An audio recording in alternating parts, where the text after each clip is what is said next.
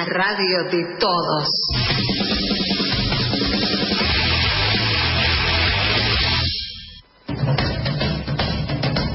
En las calles, en los barrios, en las fábricas y las escuelas nos vamos organizando.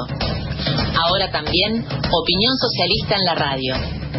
Con la conducción de Gastón Covino, Sergio Córdoba y Guillermo de los Hoyos. Haciendo equipo en la puesta en marcha y producción con Gio Iris y Marcelo Argüello. Pretenden arrancarnos el futuro y obligarnos a la barbarie. Aquí nos encontramos, compartimos y debatimos. Este es nuestro aporte para educar, organizar y movilizar al pueblo trabajador. Así comienza Opinión Socialista.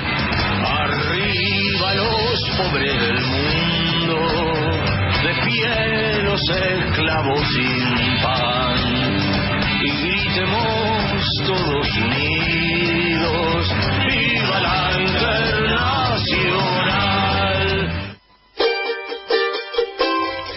Hola, buen día a todos, todas y todes, ¿cómo andan? ¿Cómo les va?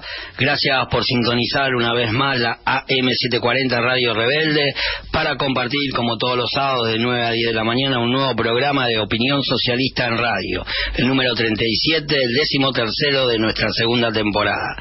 Superados los inconvenientes que nos ocasionó esta nueva ola de COVID, hoy estamos nuevamente en vivo. ¿Qué tal, Sergio? ¿Cómo andás, compa? Hola, compa querido.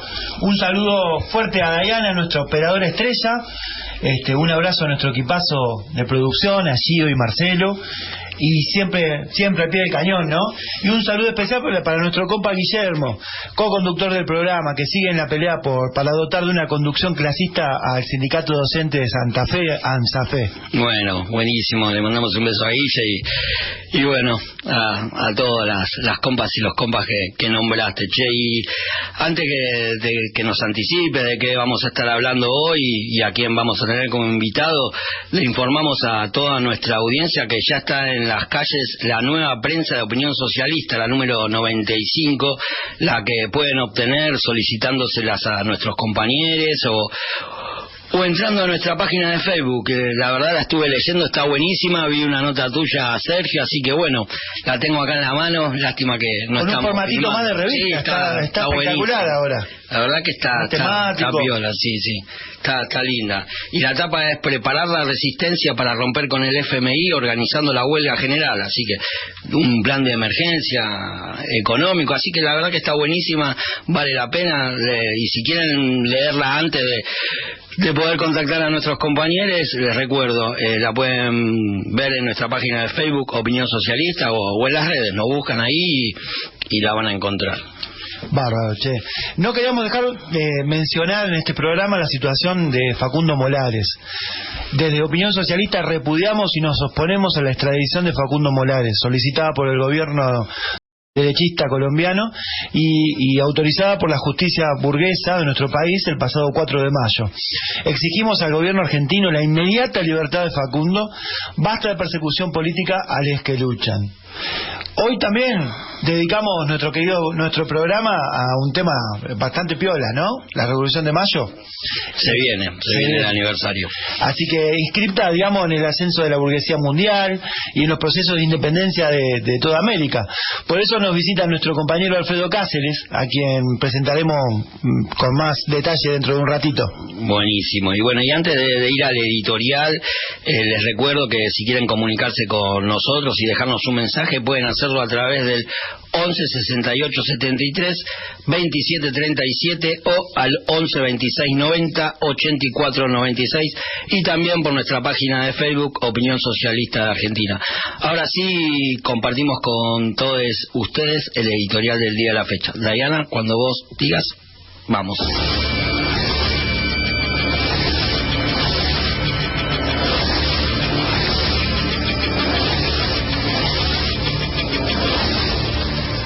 La Revolución de Mayo de 1810 desde una mirada marxista.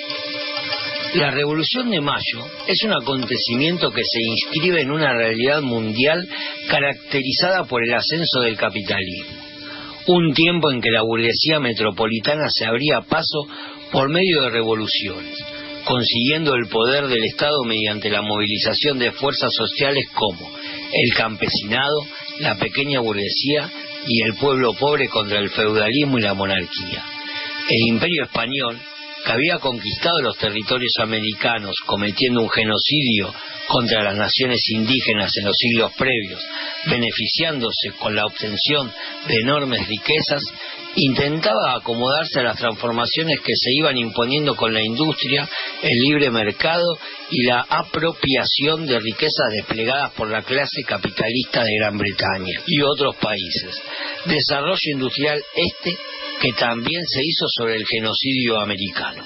La creación del Virreinato del Río de la Plata en 1776, en el marco de las llamadas reformas borbónicas, fue parte de esa respuesta dada por la monarquía española a las contradicciones que le creaba el capitalismo ascendente, ayornando sus normas a la tendencia mundial al libre comercio, para el cual el régimen de Puerto Único era una traba absoluta.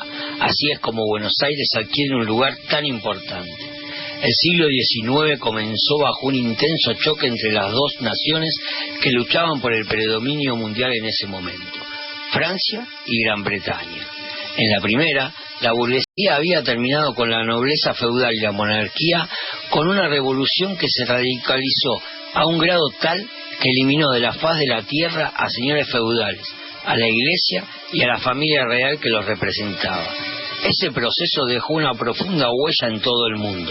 En su plan de expansión de los intereses de la burguesía francesa, Napoleón Bonaparte ocupó gran parte de Europa con sus tropas, enfrentando a una Gran Bretaña que dominaba la industria, el comercio y los mares. Es decir, que el escenario de la guerra abarcaba al mundo entero.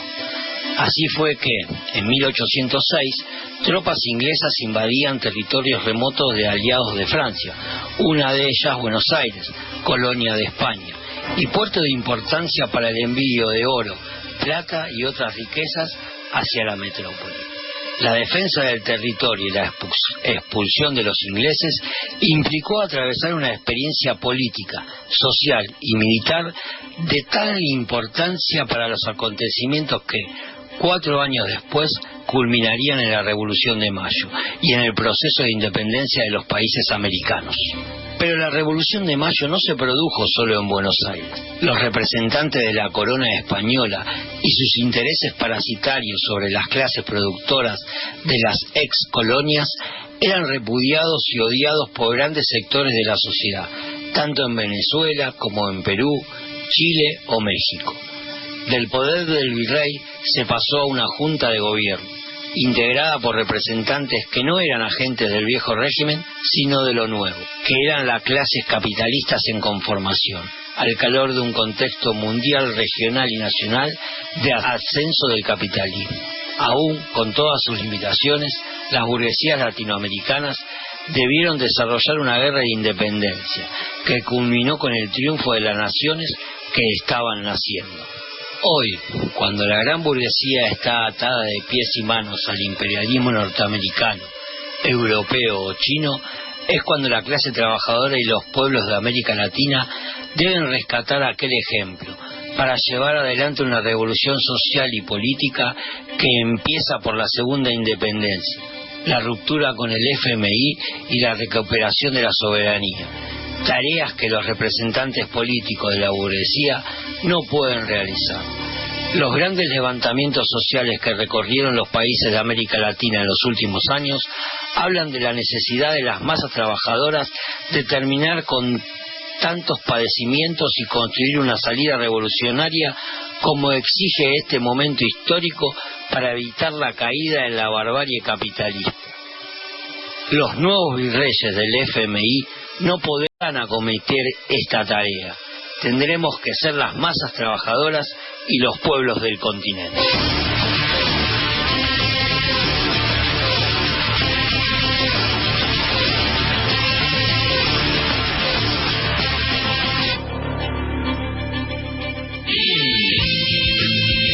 Para educar, organizar y movilizar al pueblo trabajador.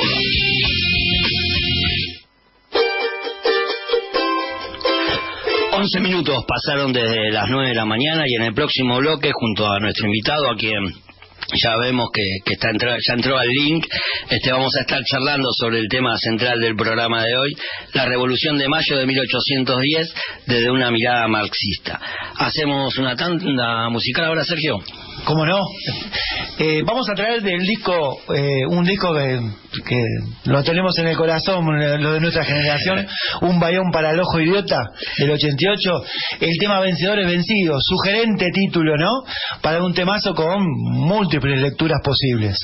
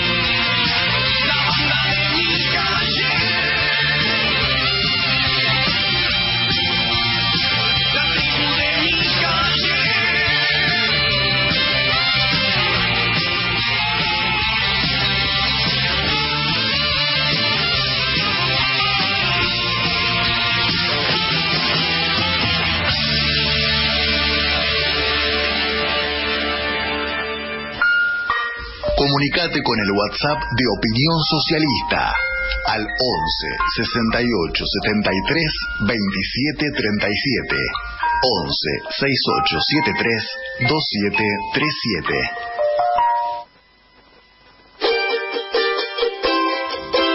Seguimos en Opinión Socialista en Radio y ahora sí le damos la bienvenida a nuestro invitado del día de hoy. Se encuentra con nosotros Alfredo Cáceres, profesor de Historia, vocal electo y congresal del SUTEBA Tigre, integrante del Espacio de Trabajadores de Zona Norte y militante de Opinión Socialista. Buen día, Alfredo. Gastón y Sergio te saludan. ¿Cómo andás, compa querido?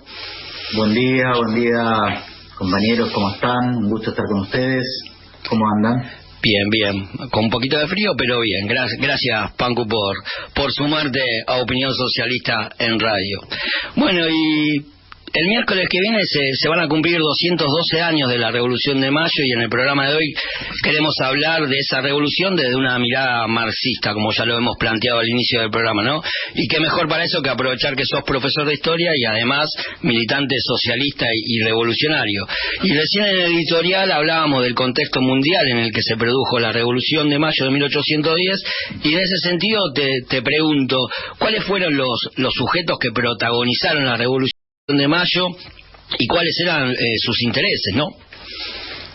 Sí, bueno, primero agradecerles el convite para participar del programa. Muy importante que acontecimientos de esta naturaleza que hacen a la fundación del país y a la historia oficial, digamos, ¿no?, que solemos recibir en las escuelas y en general en la sociedad, son acontecimientos que bien deben ser mirados de otra manera, que deben ser sometidos a la crítica, ¿no?, de cómo fueron esos acontecimientos y de quiénes fueron los que participaron de ellos. El cuadro del momento era un cuadro muy particular, porque de alguna forma el mundo estaba siendo disputado y conformado a la luz de los intereses del capitalismo en ascenso, ¿no?, como se dijo en el editorial. Por un lado, las dos potencias dominantes de entonces, Gran Bretaña y Francia, enfrentándose en todos los terrenos, en el económico, en el político, en el terreno militar, en una guerra que duró muchos años y que marca el ascenso de la burguesía francesa con Napoleón Bonaparte principalmente, quien para castigar a Portugal necesita pasar por el territorio de España. Allí destituye a los reyes de España y eso objetivamente provoca, digamos, que el poder español quede colgando en el aire, por decirlo así. Debilitado. Es decir, que las colonias de América no tengan un poder al que obedecer. Esto objetivamente empalma en el Río de la Plata con un proceso previo que fue el de las invasiones inglesas, también originado en el mismo contexto internacional.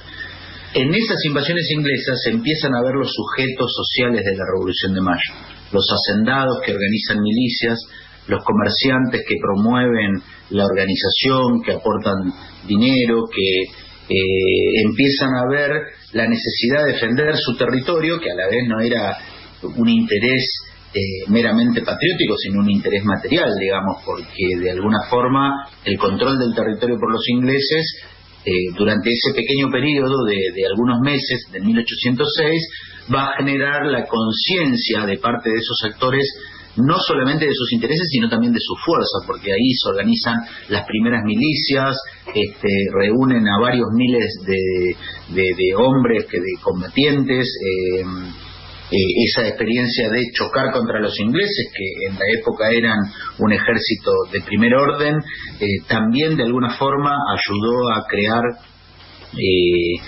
digamos, la conciencia justamente de cómo al unirse, a generar espacios de organización, al ganar de alguna forma el escenario público frente a estos acontecimientos, dieron a el sector llamado de criollos, que son los descendientes de los españoles, pero a diferencia de otros criollos despojados de todo, eran los propietarios de las tierras, los propietarios de los negocios en ascenso, los propietarios de las haciendas, que empezaban a hacer el bien que luego va a caracterizar a la Argentina entonces. Hay un libro por ahí dando vueltas que se llama Hacendados en Armas.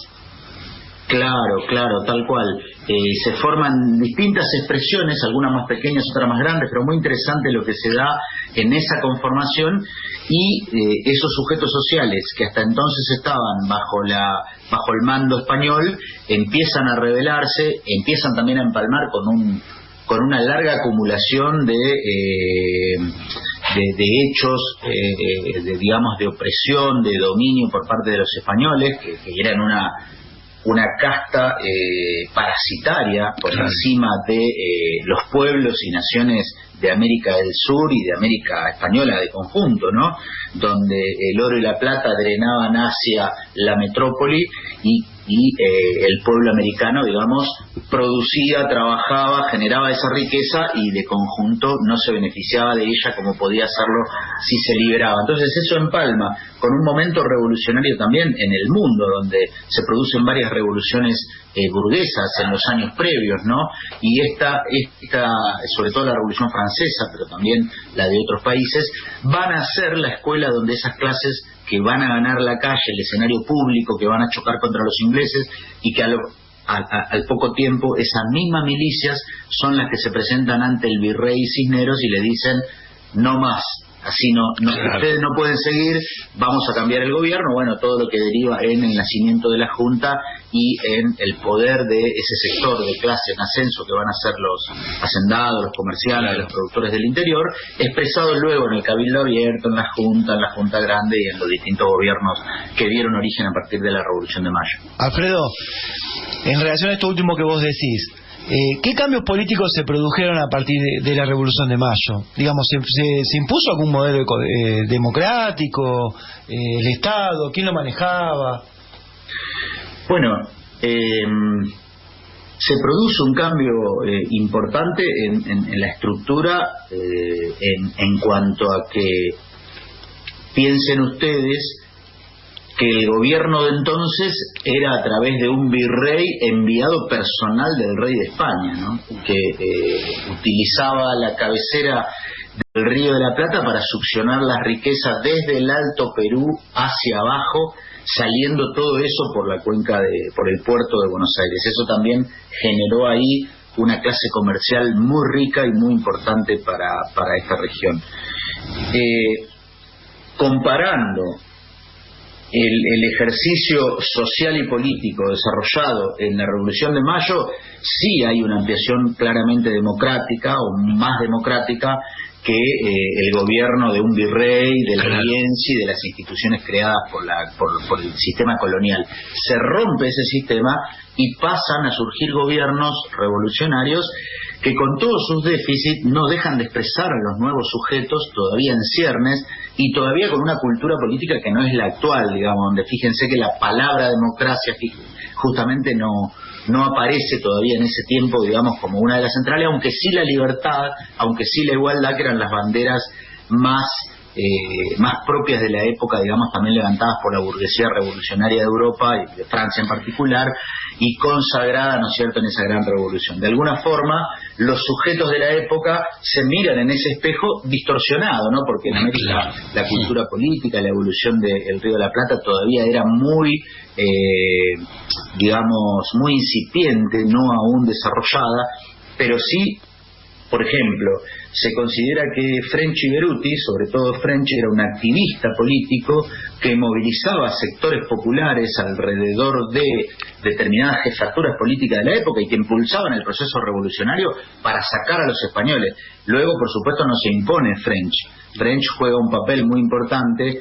El reparto de cintas celestes y blancas en realidad era un cordón de seguridad con gente que tenía distintivos para saber quién era quién, ¿se entiende? Sí, claro. También, ¿quién entraba? ¿Qué pasaba? Digamos que empiezan a jugar incipientemente sectores de las masas populares, organizada por los chisperos, que se llamaban, digamos, que eran quienes tenían alguna posibilidad de imponer su voluntad a través de la organización y también de tener algunas armas, porque eran miembros de las milicias.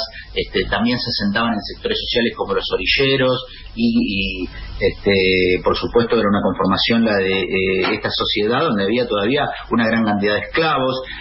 También había indígenas, ¿no es cierto?, y sectores populares que no estaban dentro de la lógica del reconocimiento político. Piensen que el Cabildo Abierto tuvo cerca de 400 invitados, que eran la parte más sana y principal, como se llamaban, y es decir, propietaria de la ciudad. Pero eso no significaba que los otros actores, que no tenían legitimidad formal, no actuaran en medio de una situación de convulsión, como es, digamos, la situación que se presenta en 1810 y que da origen, ¿no es cierto?, a la Revolución de Mayo y un proceso revolucionario que dura varios años y que va a generar la Guerra de la Independencia, que va a ser, digamos, el motor a través del cual finalmente se logra la ruptura con el Imperio Español y el inicio de una etapa que va a ser el de la independencia nacional, que sabemos que no es una independencia completa porque la debilidad de esos países iba a impedir que fuera plena desde el primer día. Ahora vamos a desarrollar un poquito más de eso en el próximo bloque, Alfredo. Y bueno, sumado a este incipiente cambio político, en lo económico, ¿hubo alguna modificación, algún cambio producto de esta revolución? Ahí creo que es importante entender el contexto. En el contexto de la Revolución de Mayo, diríamos que una rama de las fuerzas productivas de entonces, que era la minería, que había alimentado durante varios siglos a la corona española, estaba en decadencia. Esto es lo que expresa de alguna forma la Revolución de Mayo también. Por lo tanto, el Alto Perú, las minas del Alto Perú empezaban a tener dificultades en la provisión de metales preciosos. Eso tenía un impacto sobre el interior de lo que es la Argentina hoy, porque toda una región, desde Córdoba, Tucumán, Catamarca, San Juan, Salta, producían bienes para alimentar, digamos, esa región productora de minerales, que a su vez, a través de la ruta entablada o trazada hacia Buenos Aires, bajaba todo el puerto de Buenos Aires. Todo eso salía por el puerto de Buenos Aires, razón por la cual digamos que se produce la decadencia de la minería y el ascenso de una economía incipiente que desde 1750 en adelante va fortaleciéndose, que va a ser la explotación ganadera para la venta del cuero primero, la carne después y un poco más adelante la lana, que van a ser tres productos el ascenso, digamos, de una nueva forma económica que se va a ir conformando en las pampas, en la región del litoral, y particularmente en Buenos Aires, que va a conformar años más tarde la poderosa oligarquía terrateniente que va a gobernar la Argentina.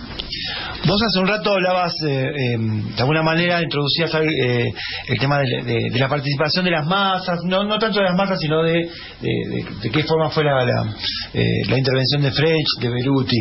Viste que solemos ver en la foto, en la foto del manual, en el libro, un montón de gente en la plaza con paraguas en el biciquen. La cuestión esta bueno, entonces, dos preguntas. Una es, las masas de alguna manera estuvieron presentes, de qué manera, y otra importantísima, el tema de las mujeres. ¿Qué papel jugaron las mujeres, siempre ocultadas a lo largo de la historia, en la historia mitrista que nos inculcaron, ¿no? Claro, sí, la historia oficial que el país difundió durante muchos años y fue erigida ya en el siglo XIX por historiadores como Mitre u otros de esa historia oficial, digamos, ¿no? La que constituyó el Estado argentino, la que le dio este carácter que acabas de nombrar. De alguna forma esconde a los protagonistas. Es una historia tradicional donde los héroes reemplazan a los protagonistas y a las protagonistas, ¿no? Creo que en la historia argentina, lógicamente, esos sujetos sociales no le podemos poner la identidad que tienen hoy porque no estaban llamados, no estaban conformados todavía de esa manera, tanto en el desarrollo económico, es decir, no había un proletariado, prácticamente, digamos, había sectores de trabajo ya organizado con cierta complejidad como los saladeros o las estancias, pero estaban muy lejos aún de ser, digamos, lugares de trabajo organizado a la usanza capitalista que conocemos hoy. Se entiende, todavía estaba esas masas sojuzgadas, dominadas, integradas a esas clases sociales que eran las clases propietarias, digamos, ¿no? Es decir, el pueblo se expresa diluido, no como sujeto, pero eso no significa negar que, por ejemplo, las propias invasiones inglesas dieron lugar a lo que se conoció como libertos, que eran, digamos, los esclavos liberados por su desempeño militar en el choque contra los ingleses. Experiencias de ese tipo hubieron, y la historia oficial, digamos, no las rescata porque de alguna forma no le interesa tampoco el protagonismo, digamos, de los sectores populares. Pero por ejemplo los ejércitos de San Martín pocos años más tarde, o los experimentos de Belgrano en el norte o de otros, ni hablar de, por supuesto, el ejército de Güemes, hablan de que esa parte de la historia fue construida, digamos, con la sangre de los esclavos, de los indios, de los libertos, de los negros, de los populares, de los gauchos, ¿se entiende? Y que en general en la historia no aparecen como tales, salvo, digamos, mencionados así de una manera muy... Creo que también es una tarea un poco pendiente quizás de la historiografía actual, que empieza a tener más herramientas, del mismo modo que ocurre con las mujeres, que obviamente la historia oficial no solamente ignora a los sujetos que ya mencioné, sino principalmente tiene una mirada, digamos, patriarcal, por usar un término del feminismo, en el sentido de mostrar los héroes varones, ¿no es cierto?, dirigiendo las batallas, toda una mirada que esconde el papel de las protagonistas, que fueron un montón, no solamente las más conocidas como Mariquita Sánchez o Juana Zurduy, que dirigió a miles de personas en las tropas que conformó, o a la hermana de Güemes conduciendo toda una provincia contra los realistas cuando su hermano estaba al frente del gobierno de Salta. Pero así también otras, ¿no? María Remedio del Valle, Ana Riglos, Melchora Zarratea, y por ejemplo se conocen documentos de la época firmados por mujeres en Buenos Aires. Se conoció una carta de un documento de 1810 en el que un grupo de mujeres donan dinero para la compra de fusiles para el ejército, y escriben una carta donde envían este dinero y donde en la carta expresan principios políticos y bueno, la compañera de Mariano Moreno, cuando él muere, empieza a escribirle cartas que luego no llegan a ningún lado, pero las cartas quedan, y las cartas hablan de un alto nivel de comprensión política para la época, ¿no? Es decir, era parte de la lucha de su compañero, comprendía esa lucha que se estaba dando, digamos, en el contexto, es decir, eran protagonistas, fueron parte de esos acontecimientos, aunque la historia oficial y aunque el patriarcado haya de alguna forma escondido eso durante tanto tiempo, y felizmente hoy la lucha feminista también que se libra va seguramente a ir desempolvando y sacándolas del olvido en el que han sido colocados por también la construcción del conocimiento. Tiene este sesgo que es importante señalar. No, es re importante lo que decís, porque no es que las invisibilizan, las ponen en un papel de que estaban cosiendo las banderas, la ropa, cocinando, el patriarcado. Bueno, Alfredo, tenemos que ir a una tanda comercial, te invitamos a que te quedes un rato más para seguir charlando en la segunda parte del programa sobre el tema central de nuestro programa de hoy, la Revolución de Mayo de 1810 desde una mirada marxista. No se vayan, sigan sintonizando la AM740 Radio Rebelde, que luego de la tanda seguimos con más Opinión Socialista en Radio. En el laberinto. Manías, música y propuestas siempre por arriba. El programa de la familia Calcaño, el padre Alfredo y el hijo, pensadores nacionales y populares.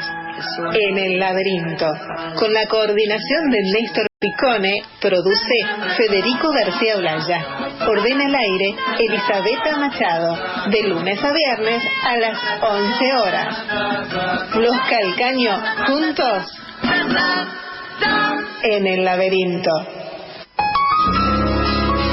Yo nací en este país. Un programa de Daniel Galazo y Rosana Pulido, que rescata lo más profundo del ser argentino y latinoamericano.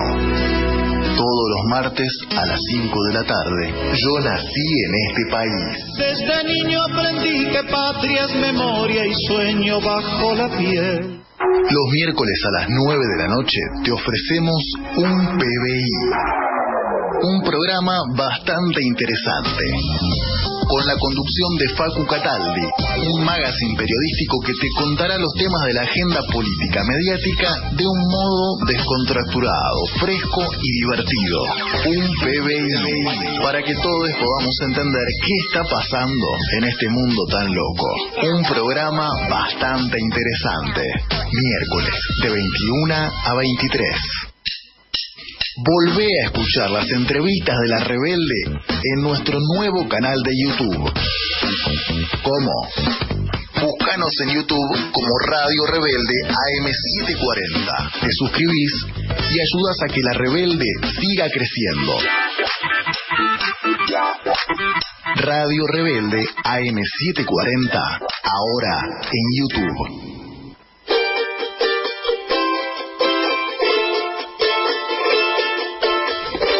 Tenemos un mensaje de Iván, de González Catán, que nos felicita por el programa y nos dice: muy buena la entrevista con Alfredo Cáceres. Por otro lado, le informamos a toda nuestra audiencia que, al haberse cumplido el pasado 19 de mayo 3 años del asesinato de Diego Cagliero a manos de la policía bonaerense, desde Opinión Socialista, junto al Centro de Acción Cultural Diego Cagliero y otras organizaciones, participaremos del festival Nuevos Colores para Bailar, que se llevará a cabo en el día de la fecha, o sea, hoy, a partir de las 14 horas, en el anfiteatro Diego Cagliero, frente a la estación de Martín Coronado. A 3 años de su asesinato, seguimos exigiendo justicia por Diego. Bueno, seguimos exigiendo justicia por Diego. Así es, compa querido.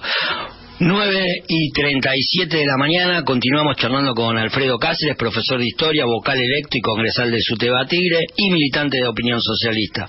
Alfredo, en esta segunda parte nos gustaría hablar de algunas cuestiones que fueron surgiendo. Ya algo fuiste diciendo en la primera parte, pero bueno, que cuestiones que fueron surgiendo a partir de la Revolución de Mayo de 1810. En ese sentido te pregunto, ¿qué actores sociales, qué nuevos sujetos aparecen a partir de la Revolución y la posterior declaración de la independencia? Bien, de 1816. La revolución fue, digamos, el sinceramiento, la apertura de una puerta por la cual los nuevos actores sociales en ascenso y en conformación, como señalamos, despliegan, digamos, su propia fuerza. Por un lado, digamos, claramente distinguimos ahí 3 sectores sociales que van a ser... Hablamos en el momento, es importante entender que en el momento todavía no había clases sociales nacionales. La única clase social de carácter nacional, relativamente y muy débil, era la clase comercial porteña, que influenciaba por la unidad del mercado y por el interés de que el mercado nacional se unificara para beneficio de sus productos, pero aún así era una clase muy débil con epicentro en Buenos Aires. Después el otro sector muy importante, con mucho peso y con gran ascenso, fruto de la propia riqueza del suelo y de, digamos, los frutos que recogía de la naturaleza, digamos, que eran los hacendados, ¿no? Que tenían inmensa cantidad de tierra, que obviamente debían enfrentarse a una situación que era que había que dominar a las naciones indígenas que vivían en este territorio y que habían sido controladas por los españoles, ¿no es cierto?, puestas en una zona de no peligro. Recordemos que es una región donde donde los españoles quisieron asentarse en 1535 con Pedro de Mendoza y terminaron arrasados, ¿no? Sí.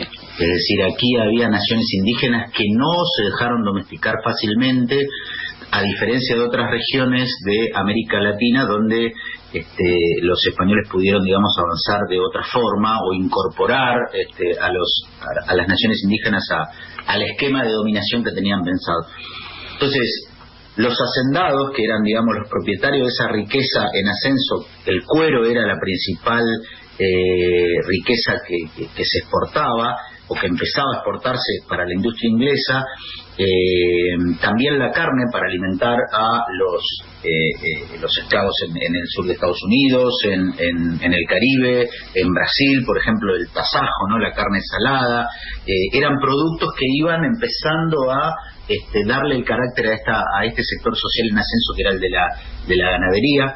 También el litoral tenía esta situación de cría de ganado, de buenas tierras para eso, y tenía incluso también el río Paraná y el río Uruguay para poder sacar esa producción. El tema es que en la desembocadura estaba Buenos Aires con su puerto, y entonces este sector lo que no tenía era un puerto donde poder generar una caja económica que pudiera manejar y distribuir como hace a la conformación de cualquier estado, ¿no? Y peor aún era la situación de la burguesía productora del interior, la que producía aperos, la que producía carros, la que producía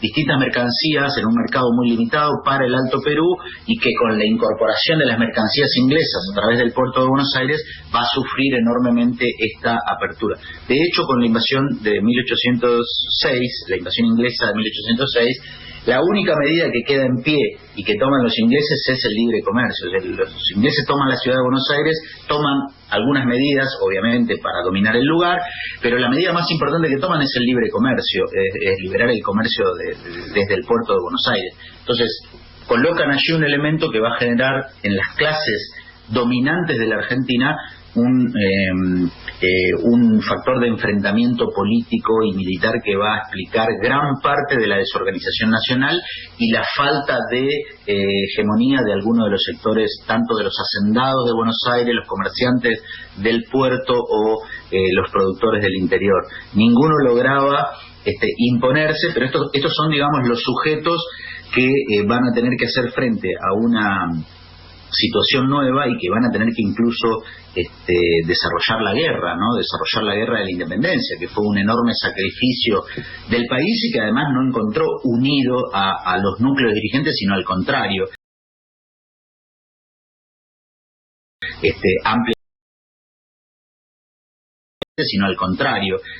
ampliamente enfrentados en luchas intestinas, en guerras que después de la guerra de la independencia va a pasar a ser la guerra civil entre unitarios y federales y esas expresiones que adoptó, digamos, el enfrentamiento de clase entre las clases dominantes de la Argentina de entonces, ¿no? Alfredo, y a partir de estos procesos, de estas revoluciones, estos nuevos estados, protoestados, ¿cuál fue el rol de Inglaterra? Me refiero al sentido comercial también. Pienso, por ejemplo, en los empréstitos. ¿Cuál fue el rol de este imperio, de alguna manera triunfante también en el proceso, no? Sí, tuvo un rol obviamente muy destacado porque sobre todo tenía un dominio del mercado mundial, digamos, Gran Bretaña, ¿no? Entonces piensen que era el taller del mundo en ese momento, empezaba a serlo, era el pleno ascenso de la producción manufacturera, del maquinismo propiamente, digamos, que se despliega con todo a principios del siglo XIX, ¿no? Cuando se está dando este proceso aquí en Argentina. Entonces su peso va a ser completo, no solamente económico, no solamente nos va a ofrecer un mercado y nos va a ofrecer sus mercancías para ser introducidas a todo el territorio, sino que va a tener un peso político muy grande. Es decir, la diplomacia inglesa y el papel del Estado a través de sus embajadores, sus emisarios, va a ser anterior, digamos, a 1810 y posterior va a ser de un dominio total. Incluso va a tener en la Argentina agentes políticos y sociales muy directos. Por ejemplo, entre 1810 y 1820 se calcula que los comerciantes del puerto de Buenos Aires en un 60% son de origen inglés. Entonces el peso de la comunidad inglesa no era que eran criollos comerciantes, sino que incluso eran una comunidad que se instalaba para poder operar desde un lugar muy clave como era el puerto para jugar ese papel hacia toda la economía de entonces. Bueno, hemos conocido, digamos, incluso un director supremo que le escribió una carta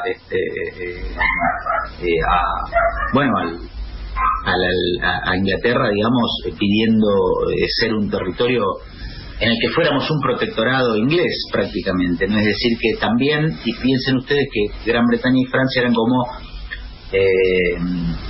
los países que deslumbraban al mundo, digamos, ¿no? Con sus inventos, con sus avances tecnológicos.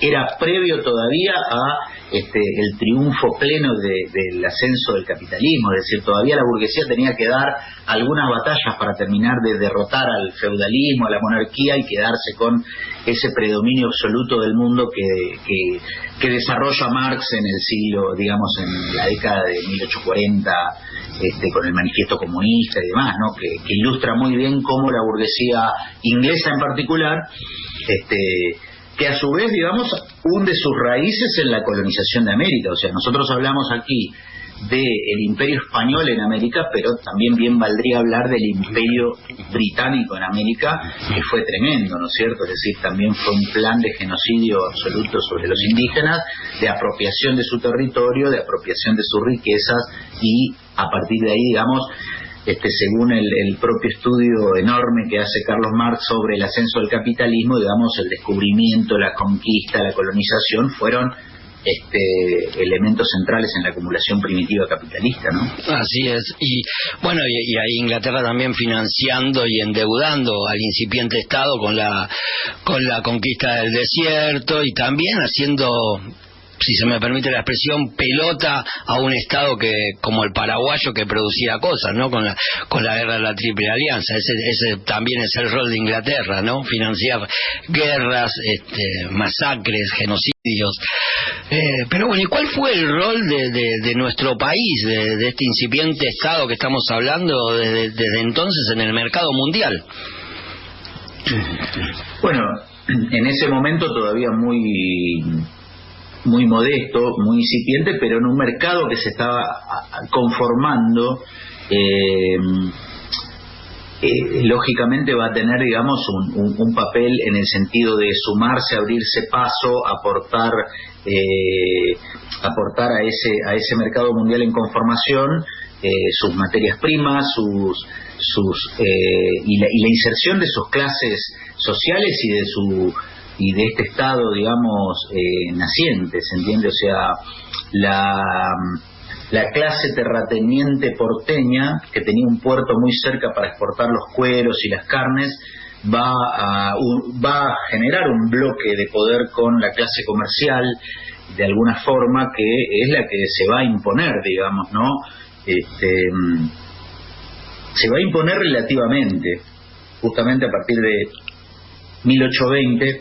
Los primeros años van a ser de distintos gobiernos. Vieron que tenemos la primera junta, la junta grande, el primer triunvirato, el segundo triunvirato, el directorio, y finalmente la caída del gobierno central. En 10 años tenemos varios gobiernos, es decir, que la época está caracterizada por una gran inestabilidad y por un cambio permanente de grupos y de intereses que van dentro de estos sujetos sociales, ¿no?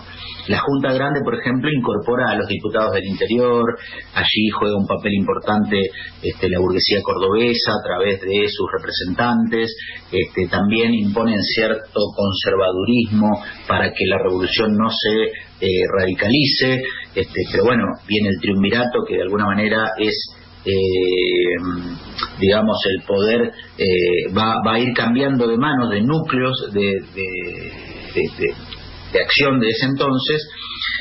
Entonces el país se va a insertar en ese mercado mundial que se va conformando, en esa globalidad que el capitalismo va creando con el mercado. Una división internacional del trabajo, nos decían los viejos profes muchas veces. ¿Cómo? ¿No? Una división internacional del trabajo donde nos dejan un papel muy claro de productor de materias primas. Todavía no estaba tan marcada como va a estar después, pero se va conformando eso, digamos, ¿no? Los productores de materias primas, los productores de alimentos, bueno, algunas décadas después, el cuero, la carne y la lana van a dar paso al trigo y a los productos de la agricultura, digamos, y al desarrollo de la Argentina como granero del mundo y demás, pero ya después de 1850 en adelante, ¿no? Creo que en esta etapa todavía la Argentina era un país muy incipiente en su formación, que todavía tenía que desarrollar un poco su mercado, digamos, su propia población, que era muy escasa. Bueno, digamos, estos elementos que hacen, digamos, a la inserción de un país en ese mundo tan cambiante que estaba conformándose y donde el país estaba reservado a ser uno de las una de las países proveedores de materias primas y alimentos en esa división del trabajo que se iba a ir conformando, ¿no? Alfredo, Sergio, tenemos que hacer una pequeña tanda de 1 minuto, de menos de 1 minuto, pero antes tenemos otro mensaje. Muy buen programa, 212 años de la Revolución de Mayo. Hace falta sacudir las cadenas que nos atan al imperialismo. Roberto de Rosario. Hacemos esta breve tanda y ya seguimos con más Opinión Socialista en Radio.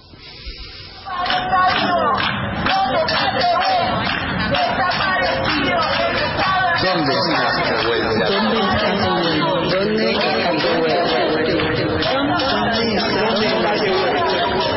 Desde Opinión Socialista nos preguntamos ¿dónde está Tehuel? Y exigimos su aparición con vida ya. ¿Dónde está Tehuel? El Estado es responsable.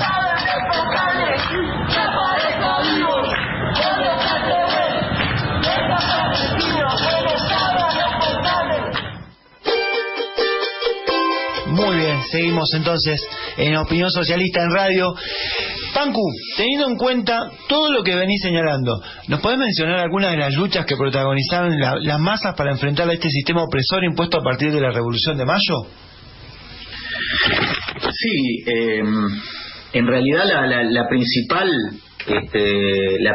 acción, creo que además de, lógicamente, el enfrentamiento incipiente a los ingleses en 1806, 1807, la irrupción de algunos sectores en estos acontecimientos de 1810, y finalmente los ejércitos libertadores, digamos, ¿no? La necesidad de derrotar militarmente a un ejército implacable como era el español, que si lograba torcer el rumbo de la guerra de la independencia iba a provocar una masacre histórica, digamos, más de las que ya provocaron, ¿no? Contra los levantamientos previos, como los de Tupac Amaru, los levantamientos indígenas en los valles calchaquíes, para nombrar, digamos, los más cercanos a nuestro territorio, y por supuesto en toda América, donde los españoles llevaron adelante enormes masacres en ese sentido.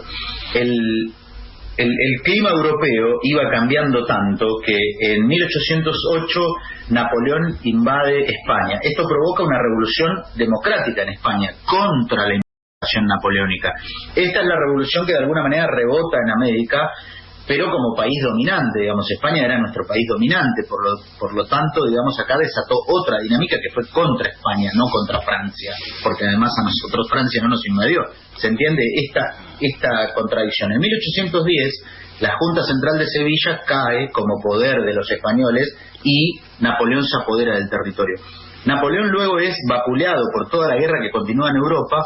Finalmente cae Napoleón en 1814-15, en 1815 finalmente cae y reasume el hijo del rey depuesto en 1808, ¿se entiende? Sí. Entonces Fernando VII vuelve al poder de España luego de haber aceptado, porque también lo que hay que decir es que el rey de España y su hijo, Carlos IV y Fernando VII, habían aceptado de alguna forma, vergonzantemente, la farsa de Bayona, como se llamó a su abdicación. O sea, ellos renuncian al poder y le dan el poder a Napoleón. Napoleón se lo da a su hermano, a José Bonaparte, ¿se entiende? Todo esto se termina en 1815. ¿Qué hace Fernando VII? Bueno, rearma sus ejércitos y se propone reconquistar América por las armas, razón por la cual recrudece la guerra de la independencia, y eso van a ser los años decisivos, digamos, de la guerra, particularmente ya con el ejército de los Andes, con San Martín. Ya había pasado toda la primera etapa de la guerra, y creo que allí los sectores sociales que ayudaron a poner en pie esto, como por ejemplo la conformación del ejército de los Andes, el cruce de los Andes, la guerra en Chile, la guerra en Perú, fueron acontecimientos históricos de proporciones que involucraron y forjaron todo un sector de las masas de entonces, aunque, como dije al principio, no con la identidad de clase que hoy tendrían, porque no eran organizaciones populares, organizaciones sociales, sino que eran subordinadas al mandato social de la época, digamos. Pero San Martín dice en varias de sus partes, digamos, relata que los grandes hacendados no le mandaban a sus hijos para combatir, le mandaban a sus peones para combatir. Los hijos quedaban en casa cuidando de la fortuna de la familia. Esto, dicho de otra forma, San Martín armó un ejército que tuvo a estos protagonistas como parte de su conformación, de lo que digamos se reivindica, y tuvieron que hacer algo que la clase dominante de hoy no se anima a hacer. O sea, la clase dominante de hoy está arrodillada delante del Fondo Monetario y cumple a rajatabla todo lo que le pide. La clase dominante de entonces, por lo menos, fue capaz de decir, bueno, tenemos que ganar esta guerra, hay que pelear contra el opresor y cuidar de nuestras tierras y de nuestros bienes. Lo hacían porque eran una clase capitalista en ascenso, porque defendían lo suyo, digamos, pero bueno, dentro de ese paquete se supone que también defendían el país, o lo hicieron, por lo menos lo hicieron frente a lo que es la conducta política de la clase dominante hoy, que no tiene ningún interés en hacer esto, sino al contrario, que desprecia a sus pueblos, que desprecia a sus sectores populares, que los ve como el problema. O sea, vos escuchás a los comunicadores de hoy y el problema son los piqueteros, los que no tienen trabajo, la gente humilde, la gente pobre, la que viene del interior, los inmigrantes. Son el problema, no son los que se apropian de la riqueza, los que nos expropian, los que destruyen nuestra naturaleza, los que nos hacen pagar deudas que no contrajimos.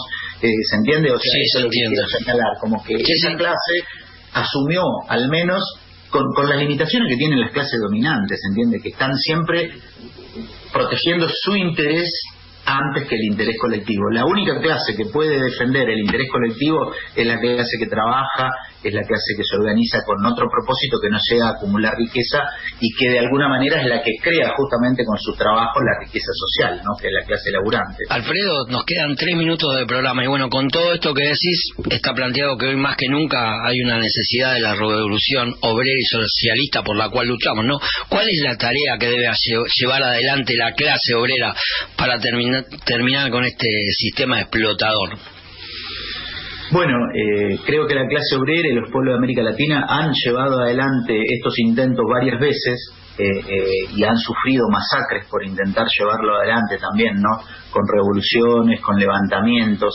En América Latina la dominación imperialista se sigue viviendo, aunque hoy no lo vivamos con virreyes como entonces. Los virreyes de hoy tienen el mandato del Fondo Monetario Internacional, que es hacernos pagar las deudas ilegítimas y descargar sobre nuestros pueblos brutales ajustes y planes de saqueo de los territorios. O sea, América Latina provee al mundo minerales, alimentos, madera, agua, productos de la naturaleza. Tenemos todavía un continente que, si bien está siendo saqueado por el imperialismo y por las grandes empresas nacionales, sigue siendo un territorio que los pueblos tienen que recuperar para desarrollar una vida diferente. Entonces, en ese momento, en 1810, la clase obrera y los pueblos todavía no podían jugar un rol independiente como hoy. Hoy, en 2022, sí lo pueden hacer, y de hecho lo han demostrado desde el siglo XX para adelante. Las revoluciones obreras, socialistas, independentistas, en todo el mundo han marcado, digamos, las acciones a través de las cuales hay que parir un nuevo tiempo. Nosotros reivindicamos esa revolución o esas revoluciones de los pueblos, y reivindicamos también la Revolución de Mayo en el sentido de la necesidad de una segunda independencia, como decimos, es decir, una independencia que no solamente sea formal como la de 1816, es decir, elegimos nuestros gobernantes, pero después nuestros gobernantes gobiernan para el imperio. Entonces nosotros decimos, la segunda independencia sería aquella que establezca reglas claras para que la riqueza de América Latina, para que la riqueza producida por nuestros pueblos esté puesta al servicio de nuestros pueblos, para que la interacción entre esos pueblos, la planificación de esa economía, nosotros podríamos darle alimento a toda América Latina nos podría proveer de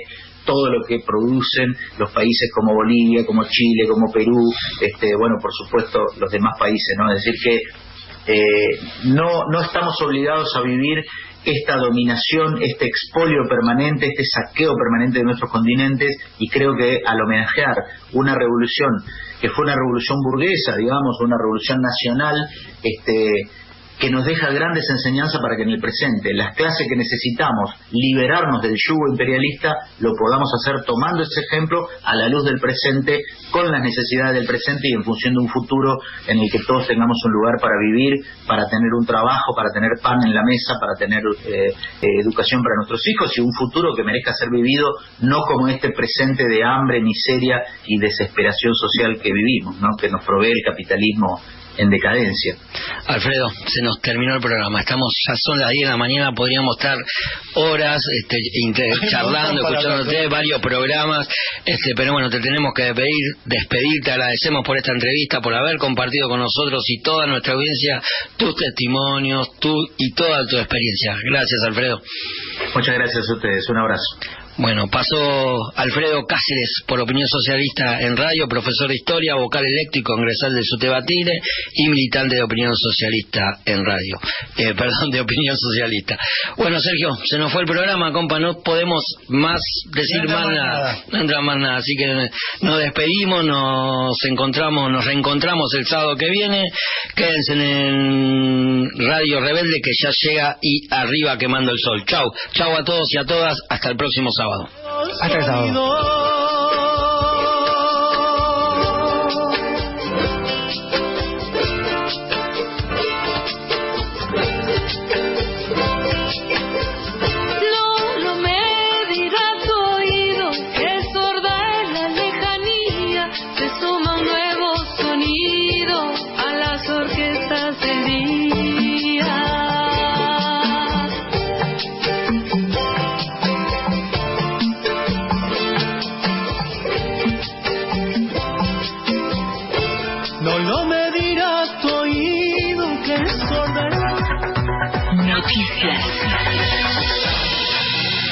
Política. Expectativa por la cumbre justicialista en Mendoza. Participarán el jefe de gabinete Juan Mansur, el ministro del Interior Eduardo Guado de Pedro y el presidente de la Cámara de Diputados Sergio Massa, junto a dirigentes